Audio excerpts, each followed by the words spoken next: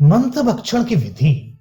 इसके पश्चात तत्सवितुर्वरेण्यम इत्यादि मंत्र से इस मंत्र को भक्षण करता है। तत्सवितु इत्यादि मंत्र का अर्थ तत्सवितुर्वरेण्यम, सूर्य के उस वरेण्य अर्थात श्रेष्ठ पद का मैं ध्यान करता हूं। वाता मधुरितायते, हवा मधुर मंद गति में बह रही है। सिंधवा मधु क्षरंती, नदियां मधुर रस का स्राव कर रही हैं। न औषधि माधवी संतु, हमारे लिए औषधियां मधुर हों। भूस्वाहा, इतने अर्थ वाले मंत्र से मंत्र का पहला ग्रास भक्षण करें।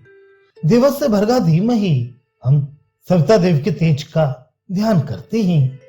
नक्तमुत उत्साह मधु, रात और दिन सुखकर हों। पार्थिवम रजा मधुमत, पृथ्वी के धूल कण उद्वेग न करने वाले हों। ध्यो पिता न मधु अस्तु, पिता धूलो हमारे लिए सुखकर हों। भुवा स्वाहा, इतने अर्थ वाले मंत्र से दूसरा ग्रास भक्षण करे। या न ध्या प्रचोदयात, जो सविता देव हमारी बुद्धियों को प्रेरित करता है।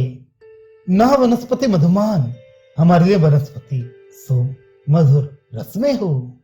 सूर्य मधुमान अस्तु, सूर्य हमारे लिए मधुमान हो। गावा न माधवी भवंतु, किरणें अथवा दिशाएं हमारे लिए सुखकर हों। स्वस्वाहा, इतने अर्थ वाले मंत्र से तृतीय ग्रास भक्षण करें। इसके पश्चात संपूर्ण सावित्री गायत्री मंत्र, मधुवाता रितायते इत्यादि समस्त मधुमती ऋचा और अहमे वेदम सर्वभूयासम, ये सब मैं ही हो जाऊं।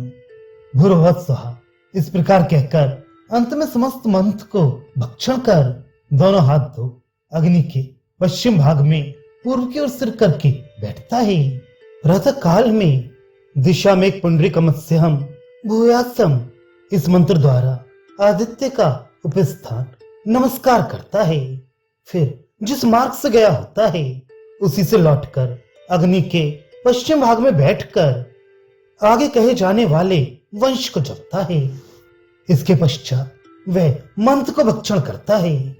गायत्री के प्रथम पाद, एक मधुमती ऋचा और एक व्याहृति से प्रथम ग्रास खाता है तथा गायत्री के द्वितीय पाद, द्वितीय मधुमती ऋचा और द्वितीय व्याहृति से दूसरा ग्रास खाता है और गायत्री के तृतीय पाद, तृतीय मधुमती ऋचा और तृतीय व्याहृति से अंत में तीसरा ग्रास भक्षण करता है। फिर समस्त गायत्री, संपूर्ण मधुमती ऋचा और मैं ही ये सब हो जाऊं, ऐसा कहते हुए भूर्भुवः स्वः स्वाहा, ऐसा कहकर समस्त मंत्र को भक्षण कर जाता है।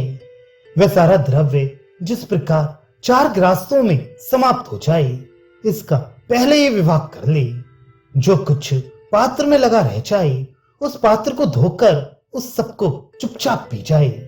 फिर दोनों हाथ धोकर जल से आचमन कर जगनेन अग्निम, अर्थात अग्नि के पश्चिम भाग में पूर्व की ओर सिर करके बैठता है। प्रातः कालिक संध्योपासन कर दिशा में एक पुंडरीक मत्स्य, इस मंत्र से आदित्य का उपस्थान करता है। फिर जिस मार्ग से गया था उसी से लौटकर अग्नि के पश्चिम भाग में बैठकर इस वंश को जपता है।